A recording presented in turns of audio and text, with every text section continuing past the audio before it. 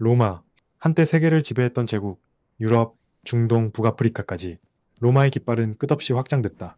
사람들은 로마를 영원할 것이라 믿었다. 거대한 군단, 압도적인 경제력, 수백만 인구가 살아가는 도시, 도로와 수도시설, 법률 체계까지 당시 기준으로 로마는 거의 미래 같은 문명이었다. 하지만 그런 로마도 결국 무너진다. 그리고 사람들은 지금까지도 묻는다. 로마는 왜 무너졌을까? 흥미로운 건 로마는 하루아침에 사라진 게 아니라는 점이다.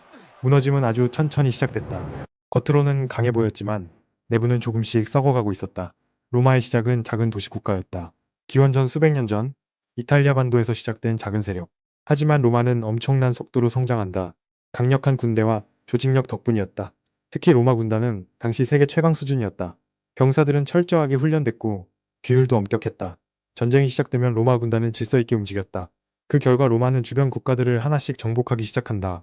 카르타고, 그리스, 이집트, 수많은 나라가 로마 아래 들어갔다. 그리고 로마는 엄청난 부를 얻게 된다. 전리품, 노예, 세금, 모든 것이 로마로 몰려들었다. 당시 로마 시민들은 자신들이 세계의 중심이라 생각했다. 실제로 로마는 엄청난 도시였다. 거대한 경기장 콜로세움, 수도시설, 목욕탕, 수백만 명이 살아가는 거대한 도시 시스템이었다. 하지만 문제는 바로 여기서 시작된다. 제국이 너무 커진 것이다. 영토가 넓어질수록 관리해야 할 지역도 많아졌다. 응대 유지 비용도 늘어났다. 국경을 지키기 위해 엄청난 돈이 필요했다. 그리고 로마는 점점 세금에 의존하기 시작한다. 문제는 일반 시민들이었다. 세금 부담은 계속 커졌고 빈부 격차도 심해졌다. 부자 귀족들은 더 부유해졌지만 평민들은 점점 가난해졌다. 당시 로마에서는 빵 가격조차 감당하기 힘든 사람들이 늘어나고 있었다. 사람들은 점점 불만을 가지고 시작한다. 하지만 정치인들은 문제를 해결하기보다 권력 싸움에 집중했다. 원로와 외부에서는 끊임없는 음모와 배신이 벌어졌다. 황제를 암살하는 일도 흔했다. 실제로 로마 황제들 중 상당수는 자연사가 아니라 암살로 지냈다. 권력을 차지하기 위해 서로를 제거했던 것이다. 정치가 불안해지자 군대까지 흔들리기 시작한다. 원래 로마 군단은 시민 정신과 충성심으로 움직였다. 하지만 시간이 지나며 상황이 달라졌다. 용병 비율이 늘어나기 시작한 것이다. 특히 로마 말기로 갈수록 외부 민족 출신 병사들이 많아졌다. 그들은 돈을 위해 싸우는 경우가 많았다. 즉 예전처럼 로마 자체에 대한 충성심이 약했던 것이다. 그리고 결정적인 문제가 등장한다. 바로 북쪽 민족들의 이동이었다. 게르만족, 훈족, 여러 민족이 이동하기 시작하면서 로마 국경이 흔들린다. 특히 훈족의 압박은 엄청났다. 훈족이 서쪽으로 밀고 들어오자 다른 민족들도 살아남기 위해 이동하기 시작했다. 그 결과 수많은 부족들이 로마 국경 안으로 들어오게 된다. 처음에는 로마도 이들을 통제하려 했다.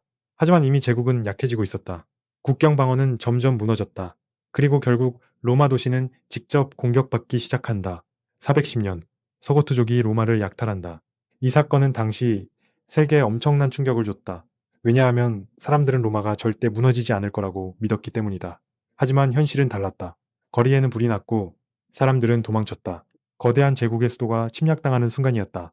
이 사건 이후 로마의 권위는 급격히 무너진다. 사람들은 더 이상 로마를 절대적인 존재로 보지 않았다. 경제도 계속 악화됐다. 전쟁 비용은 늘어났고 세금은 더 무거워졌다. 로마 정부는 화폐 가치까지 떨어뜨리기 시작한다. 은하 속은 함량을 줄여 돈을 더 많이 만든 것이다. 하지만 결과는 인플레이션이었다. 물가는 오르고 시민들의 삶은 더 어려워졌다. 농민들은 세금을 감당하지 못했다. 어떤 사람들은 땅을 버리고 도망쳤다. 도시도 점점 활기를 잃기 시작한다. 한때 화려했던 로마는 천천히 쇠퇴하고 있었다. 그리고 또 하나의 변화가 있었다. 기독교의 확산이다. 로마 후기에는 기독교가 빠르게 퍼졌다. 이 부분은 역사적으로 다양한 해석이 존재한다. 일부 역사학자들은 기독교 확산이 로마의 전통적 군사 정신을 약화시켰다고 보기도 한다. 반면 다른 학자들은 정치와 경제 문제가 더 핵심이었다고 본다.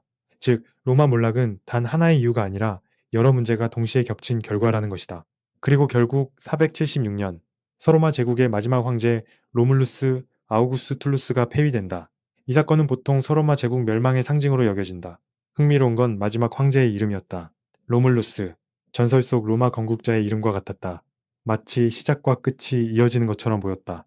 하지만 로마는 완전히 사라진 건 아니었다.